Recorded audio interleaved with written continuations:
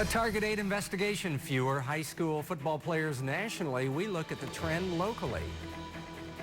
Plus, local doctors make a new push to cut back on prescribing a dangerous painkiller. And experts working to stop the Zika virus from reaching mid-Missouri. KOMU 8 News at 6 starts now.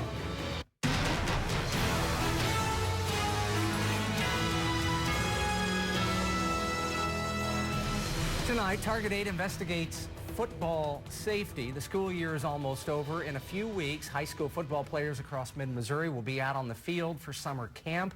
Good evening, everyone. I'm Jem Reek. And I'm Brittany Pieper. This year, there could be fewer players going out for the team than in years past. Our Target 8 chief investigator, Jamie Gray, is here to tell us how the game of football is changing.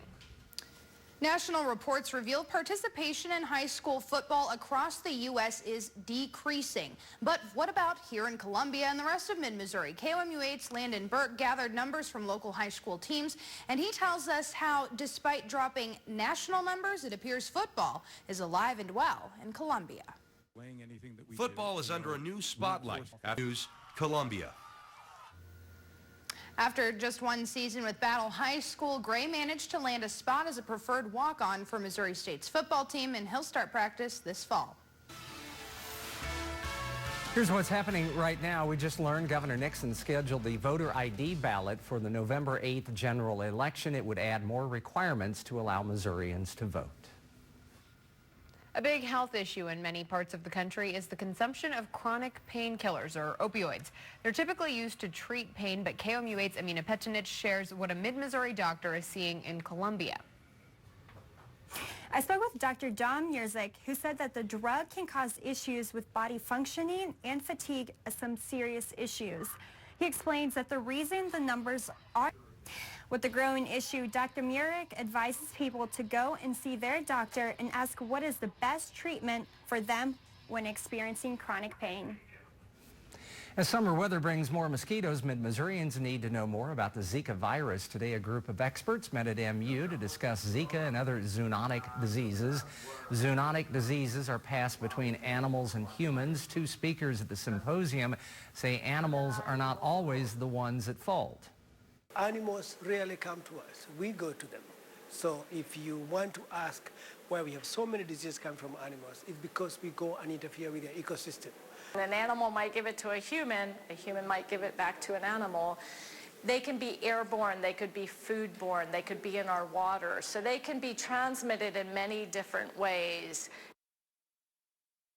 The experts say the best way to fight Zika this summer is to wear protective clothing and bug spray whenever outside.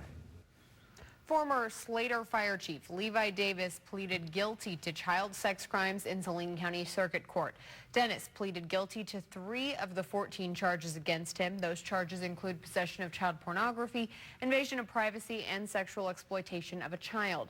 He's accused of taking pornographic photos of 2 girls between 2011 and 2013 and molesting one of them. Dennis was sentenced to 13 years in prison. He'll be replaced permanently within the next 24 hours. It was sunny and much warmer out there today, so let's send it over to Kenton to see what we can expect this evening.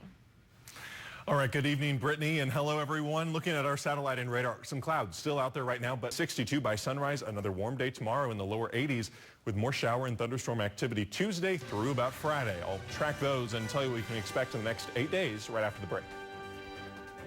Kenton, thanks. MU Children's Hospital has a new success story to celebrate. That's coming up after weather. Welcome back to KOMU 8 News at 6 o'clock. Here's a live look over downtown Columbia on our First Alert weather cam. This camera at top of the Tiger Hotel. A lot of clouds here in mid-Missouri, an overcast evening for us. And really, as we look at our satellite and radar, we can have a nice picture of what's happening in our atmosphere. So we have high pressure just off to our thunderstorms die down for the weekend, but temperatures stay warm. Here's the Weather IQ question for the day, sponsored by MFA Oil. In an average year, the number of fires ignited by lightning totals nearly how much do you think? I think it's more than A. I think it's B or C. I was going to guess A. I don't know. I'll go C. It's B. Neither one of us are right. On average, it's more than 9,000 fires a year ignited by lightning. All right, Kenton, thank you very much. You're welcome. Coming up, a boy with a rare bone disease brings honor to mid-Missouri. That's after the break. A Jefferson City boy is Missouri's newest champion child. That's the title Children's Miracle Network Hospitals gave 10-year-old Connor Strope today. He's a patient at MU Children's Hospital. As a baby, he was diagnosed with a genetic disorder commonly known as brittle bone disease. A child is selected from each state every year. It's an honor that means a lot to Connor's family. It just means that we can give back to the hospital that has given us so much over the years. Connor's been coming for 10 years now, and to be able to raise money for the hospital means a lot to us. As a champion child, Connor will serve as a national ambassador to the Miracle Network. That means educating the public. He and the other champion children will travel to events in Florida and Washington, D.C. We're less than an hour away before a crucial Game 5. The Blues lineup is still up in the air due to questionable injuries. I'll take a look at how the team is preparing later in sports. Now from the Ford Sports Desk, KOMU 8 Sports. Hello, everyone. It is Game 5 between the Blues and San Jose Sharks. The best-of-7 series tied at 2 games apiece, with tonight's contest to be played at the Scott Trade Center. That is where we find KOMU 8's Hannah Yates live just more than 30 minutes before the opening faceoff. Hannah? I'm live at Scott Trade Center, where the Blues will take on the Sharks at 7. The series is currently tied 2-2. Earlier today, I spoke with players on the team who said the games they've lost so far are due to a lack of focus. A change in the way they mentally approach the game was something they worked on to improve after a tough loss in Game 3. I think it was a mindset. Maybe we knew we had to play a little bit of a different style against this team because of how structured and how difficult they are to play against. And I think as a group we realized that we weren't going to be getting too many odd man rushes or easy chances through the middle, and the chances we're going to get, we're going to have to come through work. And I think guys did a good job of respecting that and responding to it. Rodziak says this approach is a work in progress for tonight as well. The Blues have had to make multiple line changes with different players in and out due to injuries. They plan to dress the same 23 players as last game and decide who will play based on warm-ups. David Backus, Scotty Upshaw, and Robbie Fabry are all questionable for tonight's game. Reporting live at the Scott Trade Center, I'm Hannah Yates, KOMU 8 Sports. At 10. That's sports. A Carolina Gator managed to catch some private pool time, but it didn't last long. We'll show you after the break.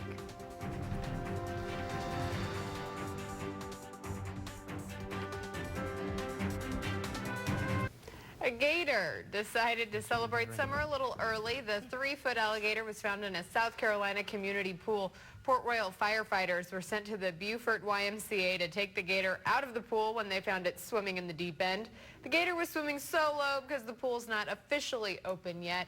Firefighters caught the gator and released him nearby. Coming up on KOMU 8 News at 10, a Target 8 investigation looks into the concussion rates for female athletes in high school. And the story behind a Columbia police officer who stepped up to help a family he didn't know. That story and more on KOMU.com. Kenton. Just some clouds in mid-Missouri at this point. We should remain mostly dry for our evening. Just our western and southern viewing area could just get nicked by a little bit of rainfall. Otherwise, we're getting down to 70 by 10 p.m. A warm night for us, only 62 for the low temperature. 82 tomorrow with more scattered showers and thunderstorms throughout the day, mixed with some sunshine in the afternoon. Otherwise, Wednesday we're at 83 and more showers and thunderstorms continue through Friday and scatter out on Saturday. And it's going to be very warm. Check out Thursday. I think we'll actually be feeling more like 90s with heat with humidity. 87? 87. Ooh. That's our time for now. Thanks for joining us. Have a great night.